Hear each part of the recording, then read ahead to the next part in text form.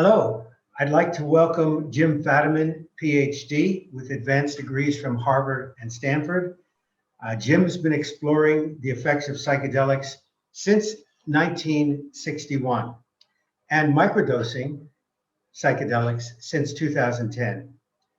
He's held consulting, training, counseling, and editorial jobs. He's taught in psychology and design engineering at San Francisco State, Brandeis, and Stanford, and for 3 decades, and I did not know this, taught Sufism and other classes at Sophia University that he co-founded.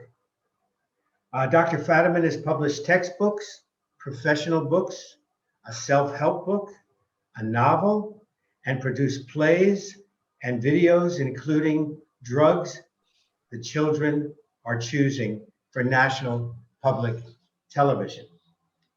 He was featured in a National Geographic documentary and had 3 solo shows of his nature photography.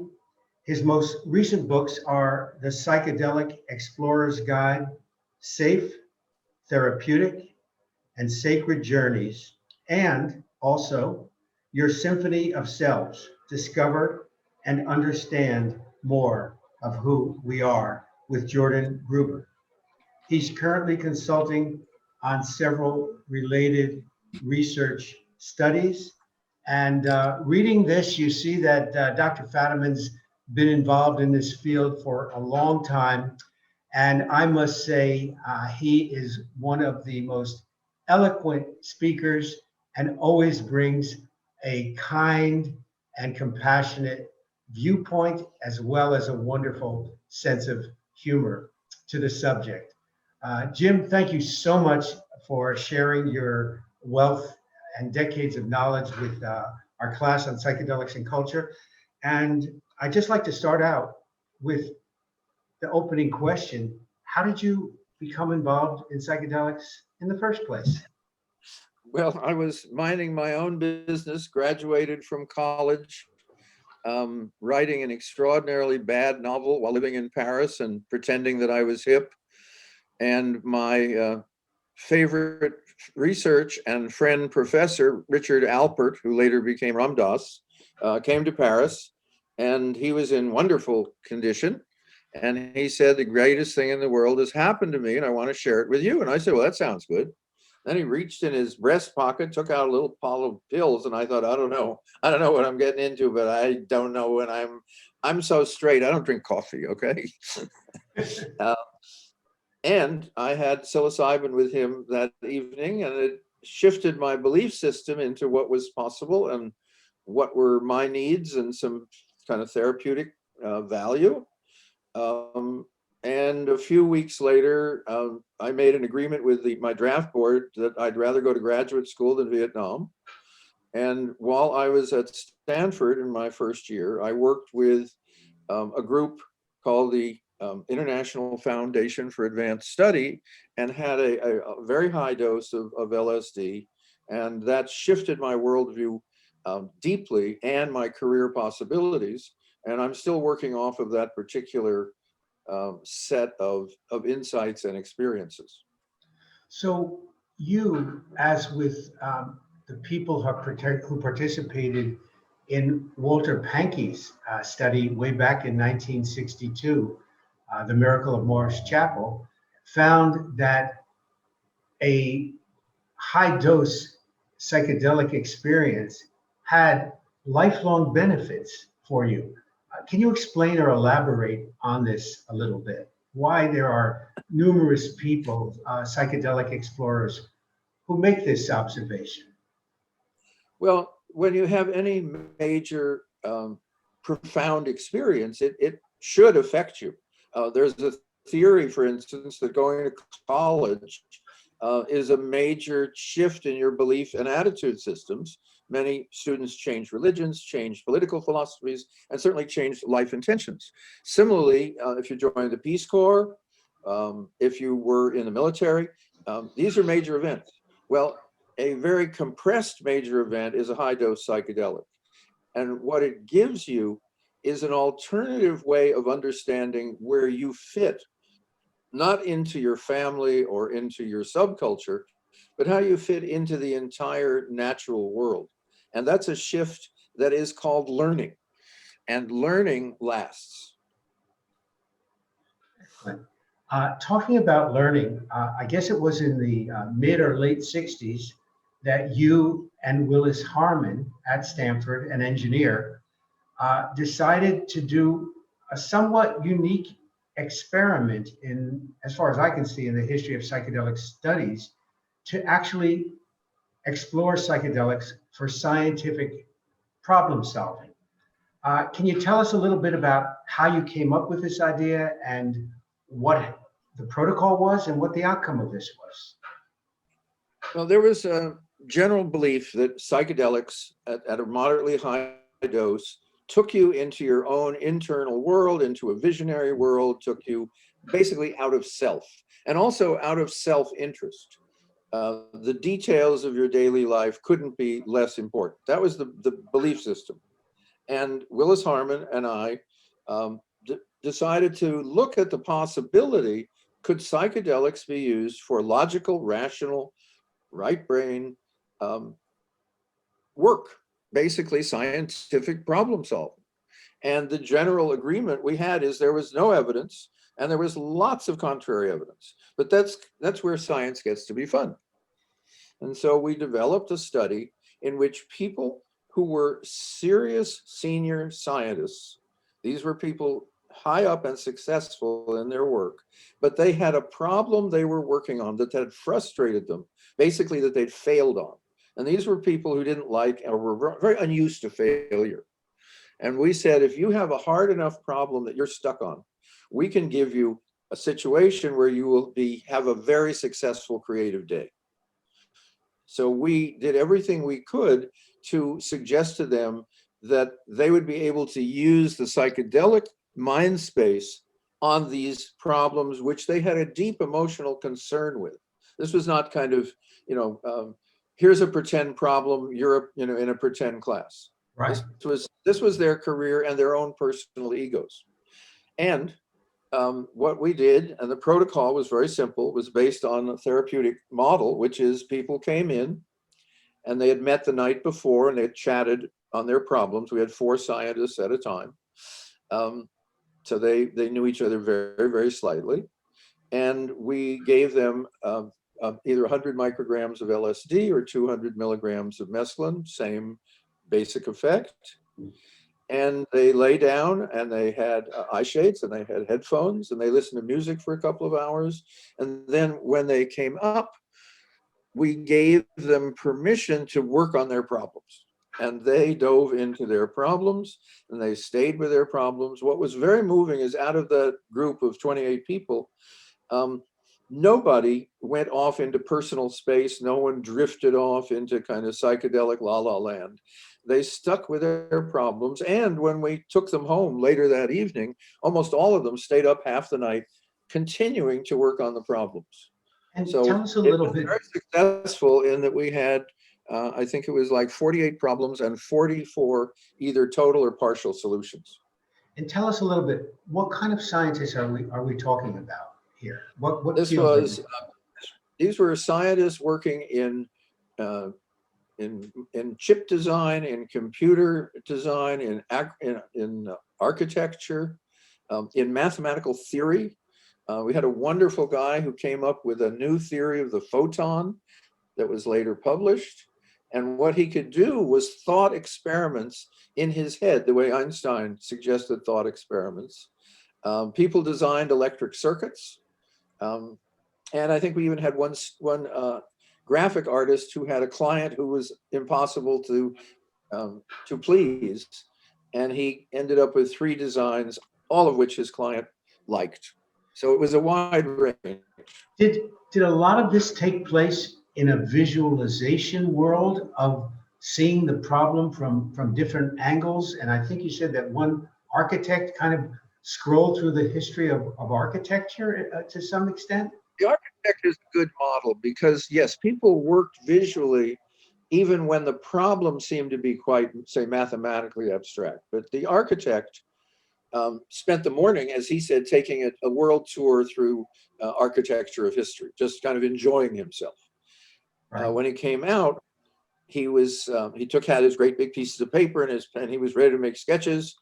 And he realized that the building that he had been unable to come up with a good idea for, so it's a little tiny shopping mall, he saw the building. He saw the whole building built, so much so that he could wander into it and look at the kind of details that only an architect would be interested in. He counted the parking spaces. He looked at the beams and saw what was the size of the bolt that had been used for these very large beams that were part of the framing. And so he made a bunch of sketches and he had a wonderful time. 6 weeks later, when he was now hired to do the job from the sketches, he set out to do the architectural drawings, which are much, much more detailed and much more technical. And what he told us is when he settled down to do the architectural drawings, he didn't look at the sketches he'd done on the day of the event because he said, I know the building. I just looked at the parts and drew what I needed to do. So that was a kind of easy to understand breakthrough into scientific thinking that led to a very obvious solution. And I understand that some maybe 80% of the scientists involved in this experiment came up with practical solutions, some of them or many of them commercializable in time? Well, almost, as I said, 48 problems, 44 solutions. These led to Okay. patents, to products, and publications. Right. So those are and the reason we did it is there's been a lot of work where artists were experimenting with psychedelics and they all said, whoa, after I had psychedelics, my art is so much better. But that, to say, art critics aren't going to go for that. And it's clearly very subjective. Okay. It's like this girlfriend, this is one is perfect. And the other ones that I told you were perfect, they weren't perfect. It's more like that. But the nice thing about science is if your company builds it, probably it was a good idea. Sure. So it was a very straightforward way of getting results at a time when the culture really didn't quite understand what psychedelics were good for. Yeah, and I understand you received a letter, I think, from the FDA somewhere in the middle of this experiment. Yes, that might have disrupted it. The research was going along very happily. I think we did it maybe once a week, 4 scientists, and we were on our 6th or 7th group, and we had given them the psychedelic we'd had the evening before. They were lying down, music, etc. And the morning mail came to our little set of offices, and it was a letter from the Food and Drug Administration. And I opened it, and it said, as of the receipt of this letter, your research is canceled. Your permission to do what we would call experimental work of various kinds, we had other things going, is canceled. And I looked at this letter. I was the youngest member of our little group.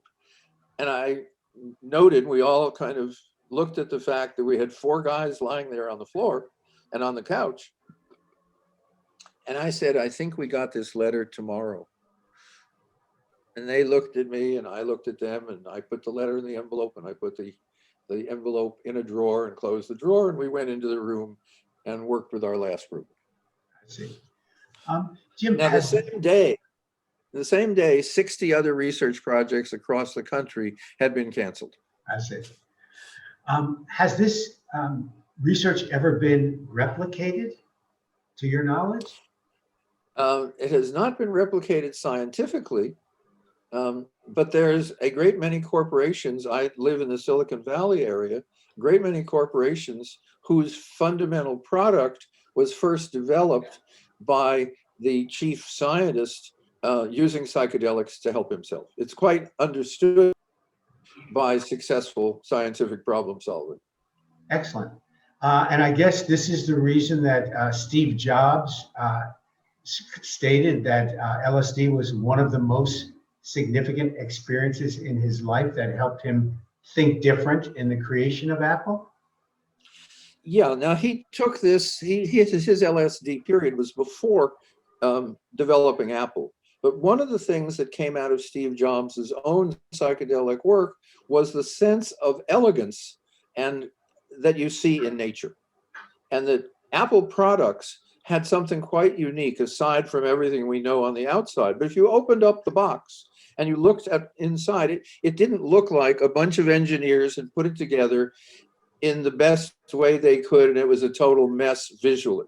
It was elegant inside as it was elegant outside. And that was one of the things that Jobs did, which of course changed the nature of the world that we're in, was going not just for making it work, but making it work as elegantly as possible.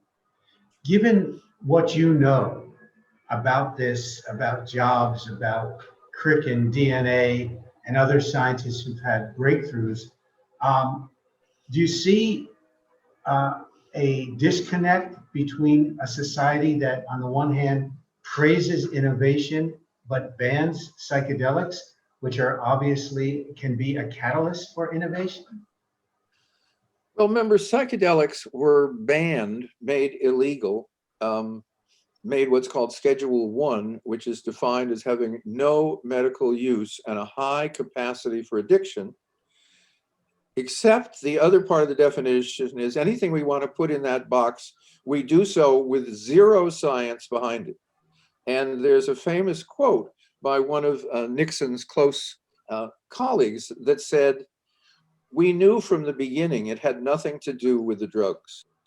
Psychedelics were made illegal as marijuana was amped up in its illegality, so that Nixon was able to attack groups that he particularly didn't like and who didn't like him.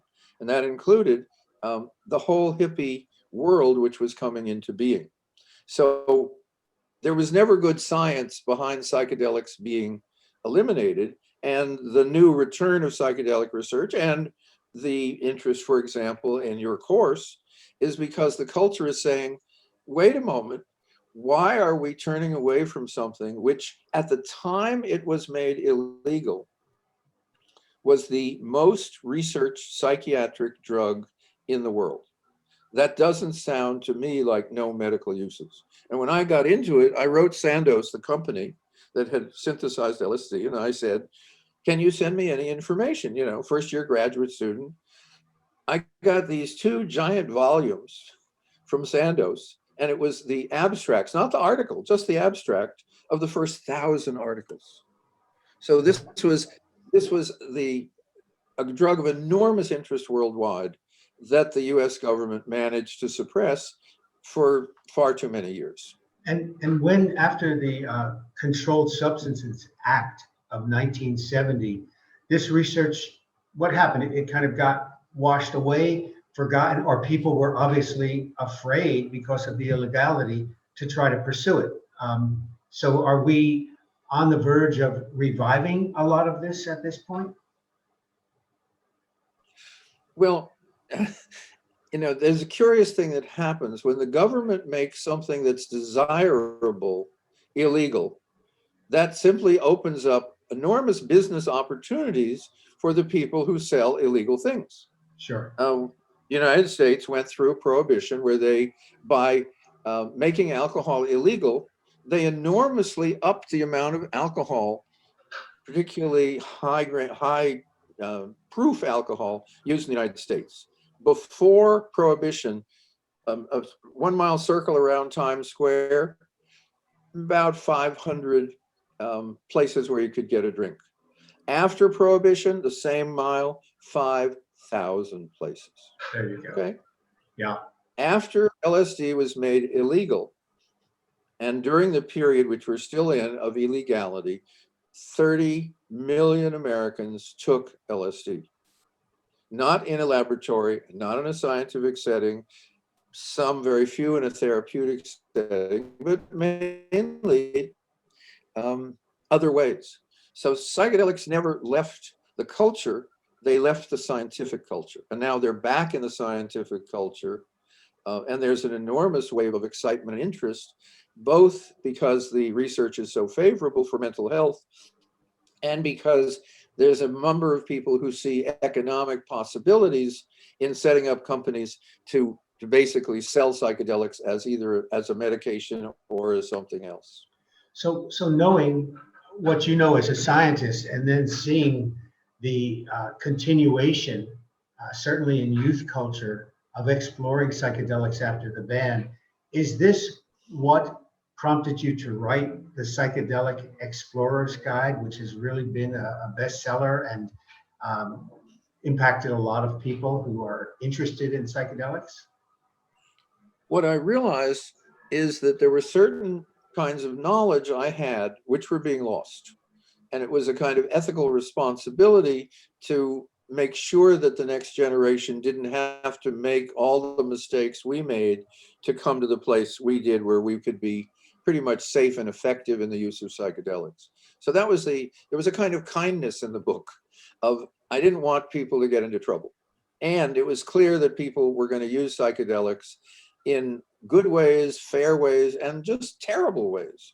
So this was to kind of get rid of that third group as much as possible. And it has been very helpful. People have now said, gee, if until things are legal, until I can get professional help, I can make use of the facts in that book, and all chances are be much more safe and protected, and in many cases effective. Right. The other thing that went on after the ban, certainly in the Bay Area, wider parts of California, the East Coast, was there were more than a handful of therapists who continued to use psychedelics in their treatments. And right now, I understand that with the second coming of psychedelics, there's a number of programs that are certifying people to become to therapists or professionals to work as guides or in psychedelic assisted psychotherapy sessions or in clinical research. Can you talk a little bit about that and what you see happening in that area, Jim? Well, as the results of the kind of mental health studies have been coming in, and the creation of corporations to make use of this, there's a need for trained therapists. It's kind of straightforward. And that need is now being met by various training programs at various levels. A lot of the training programs are how to help people who have had psychedelics and which kind of aftercare, what we're calling integration. But there's a whole other group of therapists who work directly with patients or clients, one-on-one, when they're using a high-dose psychedelic. And recently in Canada recently approved that therapists who were to do this kind of work with patients were themselves to get psychedelic sessions, which is a kind of breakthrough, because it's saying that in this particular area, the physician needs to understand the medicine before giving it to people. Surely. So that's a rather remarkable kind of cultural shift.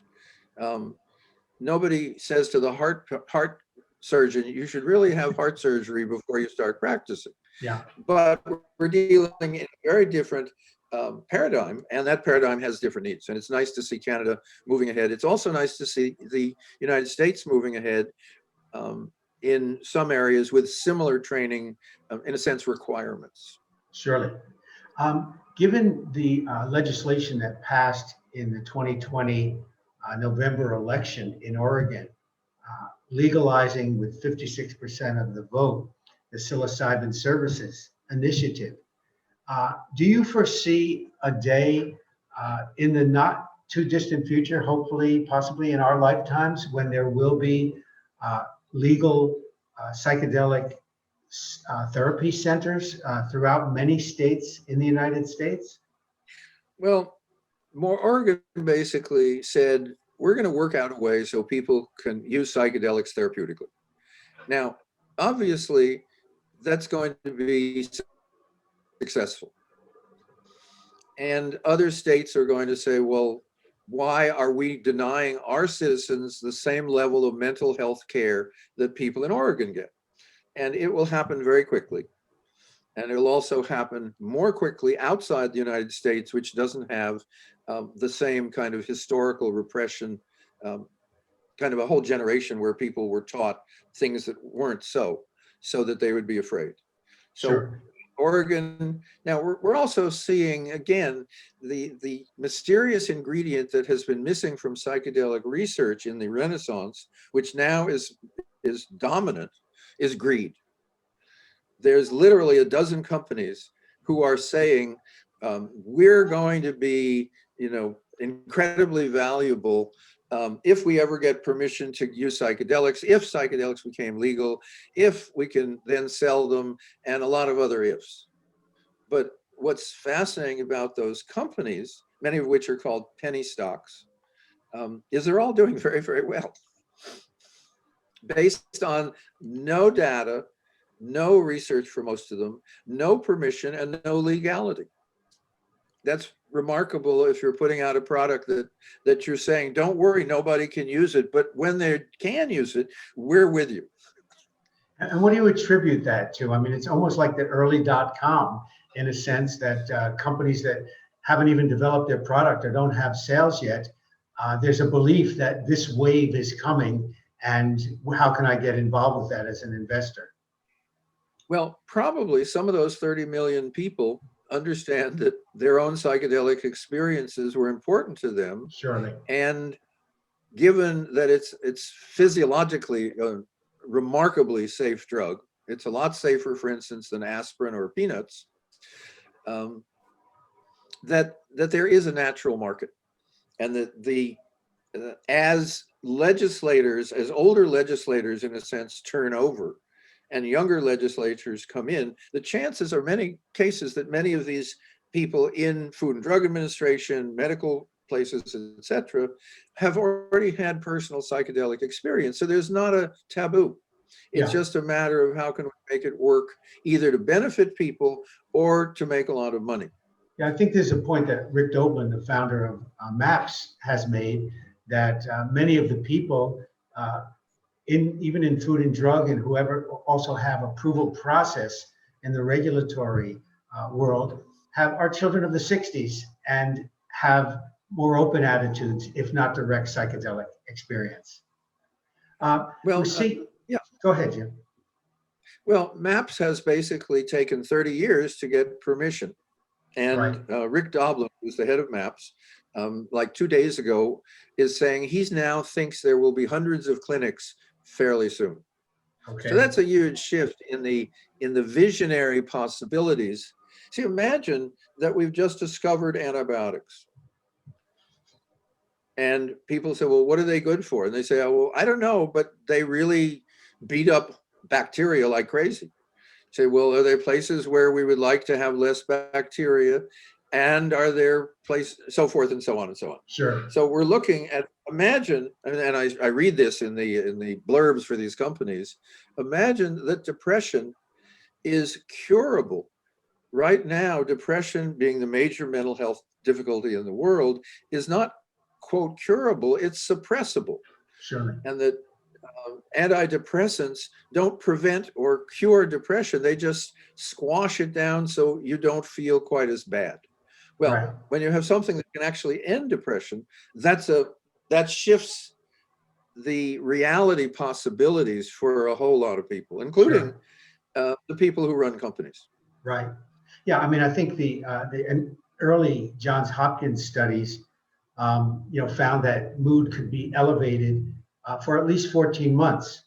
Have we seen any studies on, and there's 300 million people, some 300 million people with depression worldwide, a significant number with treatment-resistant depression.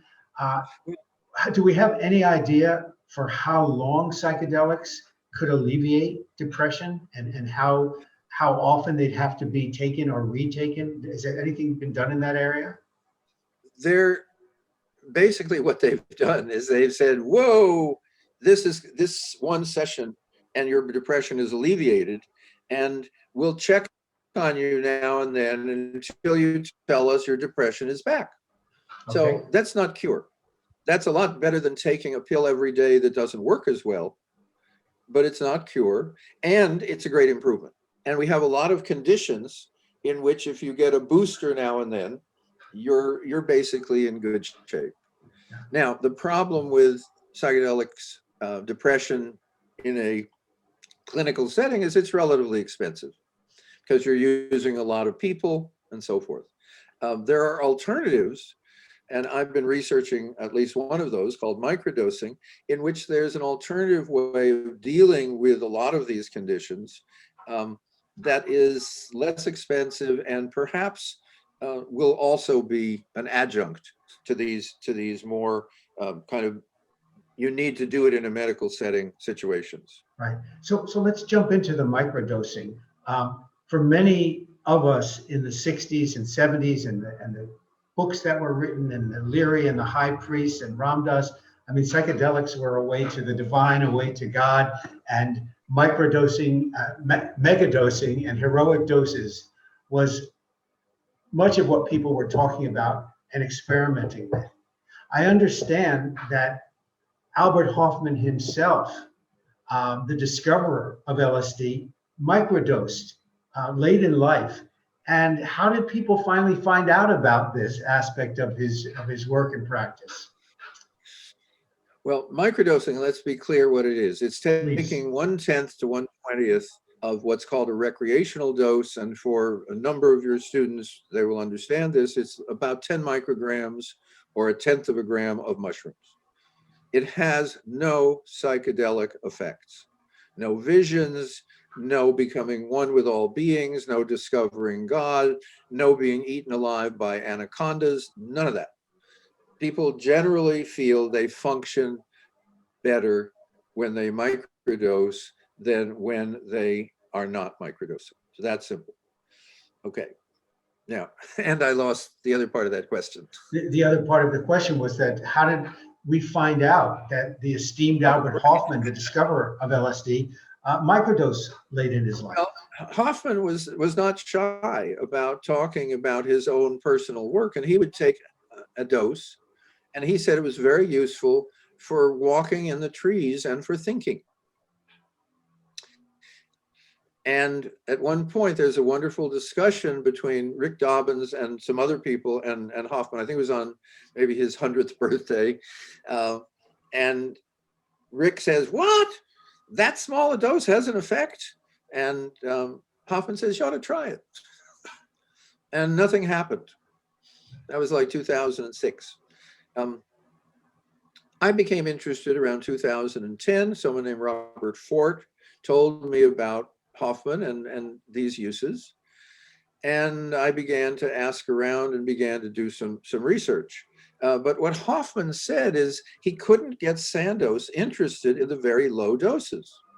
He said, had they been interested, we probably would have never had Ritalin and its children, which we now call Adderall or Provigil, because those drugs have a lot of side effects and a lot of problems that microdosing does not. Surely.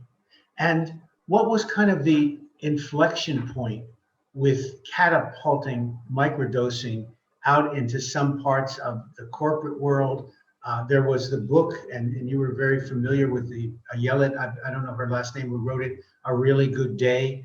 Tell us a little bit about what happened and how the cultural diffusion of microdosing occurred to the point that I think there was a Rolling Stone article, something to the effect that this is the drug your employer would like you to take. Can you talk about what that inflection point was? Well, I think, and it's awkward to say this, but I think I'm a lot of the reason for that inflection point, in that when I started asking people, would they microdose and tell me what happened? I moved in a subculture where there are a lot of people that would be happy to take any kind of psychedelic and had access to it. And I began to get these reports, and I began to tell other people about these reports that people generally found it positive and helpful. And I developed a little research protocol, which is take it one day and don't take it for 2 days. So we would have some idea what the on and off looked like. And there was a very early article in Rolling Stone, a very small article that was actually about a single person, but the way the article was written, it said, "This is now happening in Silicon Valley." Okay. And I was part of the interview for the article, and I asked the author a few weeks later, how he could have said that, not knowing whether anybody else but this one person was using it. He said, well, I made a good guess because a number of my friends have written me or called me after the article and said, hey man, I'm microdosing. So Right. it was already happening by the time it was reported, even though the reporter didn't know it was already happening. Okay. And basically, like anything else in our social media world, if something is pleasurable or pleasant or valuable or interesting, we tell each other. Before media, it was called word of mouth. Now I think it's called going viral. But if something, if there's a new restaurant and you like it, you're going to tell people. Sure. And if you're in a world in which psychedelics were seemingly remarkably available, making them illegal seemed to not only make them available, but make them available to people who are much younger, people who are totally inappropriate, and so forth. So psychedelics were out in the culture, and here was this little tiny use that people had not thought about, Right. and that they simply began to share it. And that's really what's still happening. Right. And you've really been at the center of this.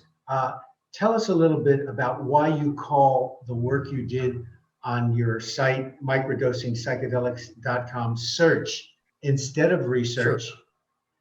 Why don't Right. we start with that? Well, remember, research is you already know what you're looking for. You're proving it again. Search is you don't know what you're looking for. It's like landing on an island that no one's been on. You have no idea if it's got animals, insects, fruits, jewels, etc. It may have diamonds and it may have poison snakes. You don't know, but you're looking around.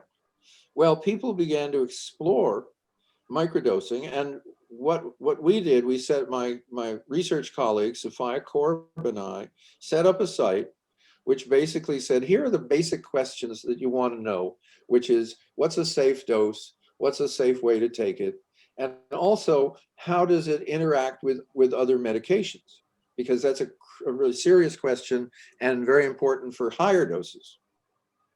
And then we're saying, if you would like to be a citizen scientist, and you're going to microdose anyway, please fill out a little form every day about your moods and feelings. And at the end of a month, please let us know whatever you've learned. Sure. Now, that please has been very powerful, because we have had over 3,000 people who filled in various amounts of days of research and wrote reports. So we have a pretty good idea of what, not the general population, but the general population that has tried microdosing in 51 countries have to tell us. Right. And what are some of the major positive themes or positive results? If you were to talk about the 2 or 3 major positive results that people report. Well, understand that people who write us want information. Lots of people use microdosing and other kinds of drugs with no information and not worrying. So we got people with some concerns, and an awful lot of them were what are called treatment-resistant depression. Treatment-resistant doesn't mean that the person is resisting. It simply means that the medications out there don't work. And even the companies that sell antidepressants will say 30% of people don't benefit. That's a lot. Sure. So they would microdose and they would report, and about 80% of the people in one of our samples who said they wanted to microdose for depression reported that their depression had alleviated either completely or to a large extent. That's not surprising, given that psychedelics tend to improve functioning. It's Sure. surprising that a small amount has this effect over time of Right. improving depression. Yeah. That is no longer a surprising effect, but when we were first seeing it, we were pretty amazed. Right. So this is so interesting. I mean, Hoffman at the beginning could not believe, nor could the directors of Sandoz believe, that LSD was powerful in the millionths of a gram and never had experienced anything. Now we're talking about a microdose of that substance, maybe 10 micrograms. And Right, 10 millionths of a gram. right. Do you see this as potentially being a alleviation of depression, where microdosing could become an accepted in time antidote for depression? Well, right now, again, with in the illegal world, which is quite extensive, it is being used exactly that way. So Okay. we're, in a sense, we're pre-testing the effects of the medication before we're allowed to have the medication. Sure. And there's a new word in science, and it's not called a double blind. It's called real world evidence. And it says until the physician hands it to the patient and the patient says this helps, that's the only way you measure effectiveness, not through laboratory studies, certainly not through animal studies. And so what we're seeing, that the real world evidence for microdosing so far is predominantly positive. Right. And I understand you've had some surprising search results, all the way from alleviation of stuttering to unexpected relief. Could you talk about some of the surprising results that have come back through this search of people reporting their self-microdosing experiences? Now, keep in mind, I've been into this field for decades. There are hundreds of scientists, there are thousands of papers, almost all of it about high dose. Now, high dose is only once, and so microdose is over a period of time, so that might be a different effect. But my favorite surprise that makes no sense at all, Okay. from any of the psychedelic literature, is shingles. Shingles is a reinfection from childhood chickenpox in middle age. It's often around the midsection, and it's incredible itching. And for most people, there's if you get an injection of an antibiotic, it can be controlled. An antiviral, it can be controlled. But for a certain percentage of people, that doesn't work. And if you don't get it in that time frame, it can be a very, very serious, debilitating, excruciatingly painful condition. Okay? That's shingles. I get an email, and I love this. I get an email from Zambia. Okay? Now, there will not be a question on the exam of where is Zambia. Don't worry. But it is in Africa, and you kind of know where it is. It's kind of up there on the coast somewhere. And the letter says, I had shingles and I didn't get treatment. And it's 3 months later. And it is so painful. There's no position I can lie down in where I can sleep because of pain. Okay. He said, I had a friend in the capital who had some mushrooms. This is a man with no psychedelic experience. And I took some. Okay, hard science. 45 minutes later, my pain was gone. Okay. Sure. I am so blown away by this. I can hardly stand it. So I called Sophia, who was in Prague at an international psychedelic conference, and I couldn't get her for a day or two. And I said to her, she's your colleague? this story. She's your colleague in this research? Sophia? She was in Prague. Okay. At a international conference that we'd both been invited to, and she did the presentations. And I did this little tale I just told you, and she said, oh yeah, shingles. And I thought, wait a moment, you're supposed to be excited. No one would ever invent a research project to determine the effectiveness of microdosing on shingles. It's crazy. However, once you have this little bit of data, you are desperately interested in wanting to do exactly that study. Sure. So that's one of my favorite surprises. Yeah. I was pleasantly surprised in this course that I'm teaching to find that there's a graduate student who at Florida International University, where the course is offered, who did his master's degree on psychedelics and now is doing his PhD on psychedelics. For people in this course who are looking for a research career or future, what do you think some of the most promising areas to explore would be, in your view? Well, your students should know that there's a graduate student list, a listserv of graduate students who have exactly that question, because you can't get on the list unless you're a graduate student. That includes medical students and so forth. Sure. There's maybe a dozen different fields represented by that student group. It's over 1,000 students, and they're all asking the question of where can I go for a career? And the answer pretty much is follow the part of science that interests you. Are you interested in microbiology? Are you interested in any aspect of kind of medical hard science? Are you interested in viruses? Are you interested in helping children? Are you interested in clinical work? Are you interested in becoming a physician of various sorts?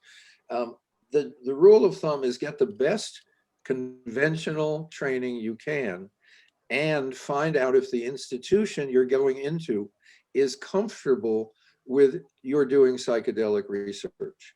And the graduate students in this wonderful list are forever telling each other where there are good places and good people. And because it's such an exciting field and it's quickly becoming more legal, and there's money in it, there are a lot of opportunities opening up pretty much across the scientific board. Wonderful. Jim, what's that organization called again? The Psychedelic Graduate? They call it's MAPS Grad List. MAPS Grad List. Great. Grads. Yeah. Good. Anything you'd like to say in conclusion? We've covered a lot of wonderful ground. There's a lot of good food for thought here. Any concluding thoughts you'd like to share? Well, again, this may be a little self-serving, but what we're looking at, the new area, and again, for the students, the same question, is a whole huge area called integration, which is helping people. On the front end, it's called coaching, and on the back end, it's called integration, which is before people take a psychedelic, they can be basically optimized, and afterwards, they can help put together what most makes sense. And we're now seeing that not only in high doses, but there's now microdose coaching groups, one in Holland, there's several here, and those are new areas. And the reason it's self-serving is one of the fundamental parts of integration is putting back together one's multiple selves. And I use that term not at all guardedly, because it turns out that if you observe people and you know yourself, you are multiple. And if you don't believe me, just say to yourself, have I ever argued with myself? Right. Who was this other person? Okay.